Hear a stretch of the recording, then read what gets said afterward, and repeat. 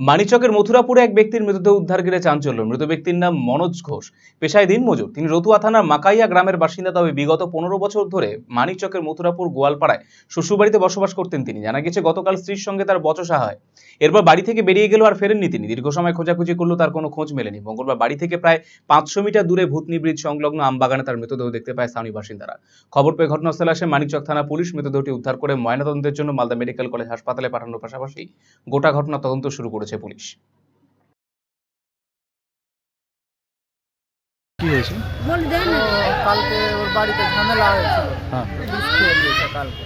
কে? বিষ খেয়ে আমার কাকু বিষ খেয়ে আর কোথায় চলে গেছিল। গোটা রাত খুঁজলাম, খুঁজে পেলাম না।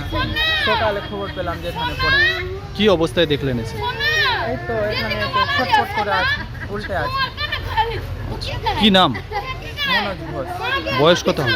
বয়স 40 বছর। বাড়িতে কি নিয়ে ঝামেলা হয়েছিল? ওইগুলো বলতে পারবো না। আমার বাড়ি- মানে পারিবারিক ঝামেলা? হ্যাঁ, হ্যাঁ। কার সাথে? বউয়ের সাথে না কার সাথে? বউয়ের সাথে।